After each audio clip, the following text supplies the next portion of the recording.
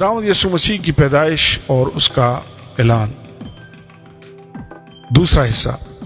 اب وہ 8 آیت میں یہ بتاتا ہے، لکھا ہے جو رات کو میدان میں رہ کر اس وقت کی زیادہ تر تاریخ بلکہ اس کے بعد اور پہلے بھی اسرائیل میں چرواہے اپریل سے نومبر تک میدانوں میں رہا کرتے تھے، اور یہ ممکن ہے کہ وہ دسمبر میں بھی میدان میں ہوں، مگر بھیڑیں دن کو چراگاہ میں پھرتی تھیں، اور پھر ان کے آرام کے لیے ایک چھوٹا سا عارضی بھیڑخانہ بنایا جاتا تھا جو کہ پتھروں کو اکٹھا کر کے یا لکڑیوں کو اکٹھا کر کے بھیڑوں کو ایک جگہ حفاظت سے بند کرنے کے لیے بنایا جاتا تھا۔ رات کے وقت وہ ان کو اندر لے آتے، ان کو اس بھیڑخانہ میں رکھتے اور چرواہے اس کے داخلی راستہ کے باہر لیٹ جاتے۔ یہی وجہ ہے کہ یوحنا 10 باب میں یسوع کہتا ہے، میں نہ صرف اچھا چرواہا ہوں بلکہ میں دروازہ بھی ہوں۔ چرواہا ہی دروازہ ہے۔ چرواہا اپنا بچھونا دروازے کے سامنے اس طور سے لگاتا کہ کوئی بھی بھیڑ اس کے پاس سے گزرے بغیر باہر نہیں نکل سکتی تھی، اور وہ ایسا ہونے نہیں دیتا تھا۔ یسوع خود کو دروازہ کہتا ہے کیونکہ وہ چاہتا ہے کہ ہم جان جائیں کہ جب ایک بار ہم اس کے بھیڑخانہ میں داخل ہو جاتے ہیں تو وہ کبھی بھی ہمیں باہر نہیں جانے دے گا۔ یہ ابدی نجات کی تعلیم ہے۔ سو چرواہے یوں اپنی بھیڑوں کو جمع کرتے، وہ تمام دن باہر چراگاہ میں رہتی، رات کو وہ انہیں اندر لے آتے اور انہیں بغیر چھت کے اس بھیڑخانے میں رکھتے، اور وہ چرواہا اور اس کے ساتھی ان کی نگہبانی کرتے اور اپنی اپنی باری پر جاگتے اور نگہبانی کرتے، اور دوسرے چرواہے دروازے کے آگے سو جاتے تاکہ بھیڑیں باہر نہ نکل سکیں۔ لہٰذا وہ باہر میدان میں رہتے تھے۔ اب وہ کیا کر رہے ہیں؟ 8 آیت میں لکھا ہے، اپنے گلہ کی نگہبانی کر رہے تھے۔ اب رات ڈھل چکی ہے اور بھیڑیں بھیڑخانہ کے اندر آ چکی ہیں۔ اگرچہ چاند پورا ہو تو وہ انہیں کھلے میدان میں بھی چھوڑ سکتے تھے، لیکن عموماً بھیڑوں کو وہ بغیر خانے میں لے آتے تاکہ ان کی حفاظت کر سکیں اور کوئی شکاری ان پر حملہ آور نہ ہو سکے اور وہ چوروں سے بھی محفوظ رہیں۔ سوین ممکن ہے کہ وہ اپنے بھیڑخانے میں تھی کیونکہ رات تھی، اور ہو سکتا ہے کہ وہ رات کا پہلا پہر ہی ہو کیونکہ وہ ابھی جاگ ہی رہے تھے جب فرشتہ ان پر ظاہر ہوا۔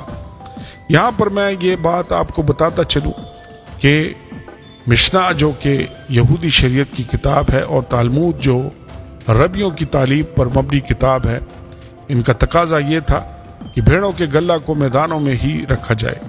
بھیڑوں کے گلہ کو شہری آبادی میں رکھنا منع تھا، اس لیے وہ باہر میدان میں تھے، اور اچانک فرشتہ ان کے پاس موجود ہوتا ہے۔ کلام مقدس میں لکھا ہے، اور خداوند کا جلال ان کے چوگرد چمکا۔ ہم نے اسے پڑھ بھی رکھا ہے، سن بھی رکھا ہے، لیکن ہم نے شاید گہرائی میں کبھی اس پر سوچا ہی نہیں۔ اس بات کو بیان کرنا مشکل ہے کہ یہ بیان کس قدر اہم ہے۔ یہ تاریخ کا نقطہ عروج تھا، اگرچہ اگر آپ خداوند کے جلال سے متعلق مطالعہ کریں تو وہ نور میں خدا ہی کا ظہور ہے۔ خدا جسمانی وجود نہیں رکھتا، اس کا بدن نہیں ہے، اس کی کوئی بیت نہیں، وہ اندیکھا خدا ہے، مگر جب وہ خود کو ظاہر کرتا ہے تو وہ خود کو نور میں ظاہر کرتا ہے، ایک جگمگاتے تیز چمکدار نہ سمجھ آنے والے نور کا ظہور۔ آپ حزقییل 8 سے 10 باب پڑھ سکتے ہیں۔ خدا کا جلال اٹھ گیا، وہ چلا گیا، وہ ہیکل سے دور چلا گیا۔ یہ ایک افسوسناک لمحہ تھا۔ نبی نے کھڑے ہو کر خدا کے جلال کو ہیکل سے اوپر اٹھتے دیکھا اور دروازے سے اوپر اٹھتے دیکھا اور باہر پہاڑ کے اوپر سے اوجل ہوتے دیکھا، اور خدا نے اسرائیل کو چھوڑ دیا، اور وہ جلال اس رات سے پہلے پھر کبھی واپس نہ آیا۔ اس رات تک یہ ایک لمبا عرصہ تھا، اور خداوند کا جلال زمین پر دوبارہ ظاہر ہوا۔ یہ کوئی معمولی واقعہ نہ تھا، یہ نور باغ عدن میں خدا کی حضوری کو ظاہر کرتا تھا۔ یہ نور خیمہ اجتماع میں بھی خدا کی حضوری کا عکاس تھا، اور اس رات یہ اس بات کو پیش کرتا ہے کہ خدا کی حضوری دنیا میں آ گئی تھی۔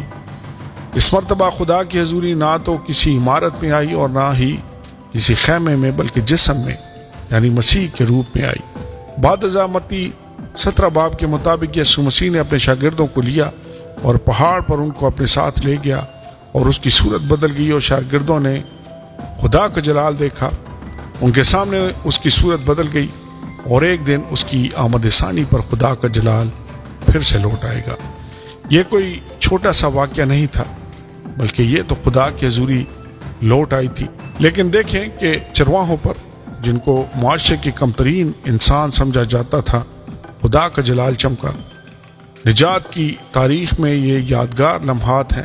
لکھا ہے کہ وہ بری طرح سے ڈر گئے۔ یہ عام لوگ تھے، یہ تو ان کے لیے بہت بڑی بات تھی، اور کیا وہ کبھی اس بات کی توقع کر سکتے تھے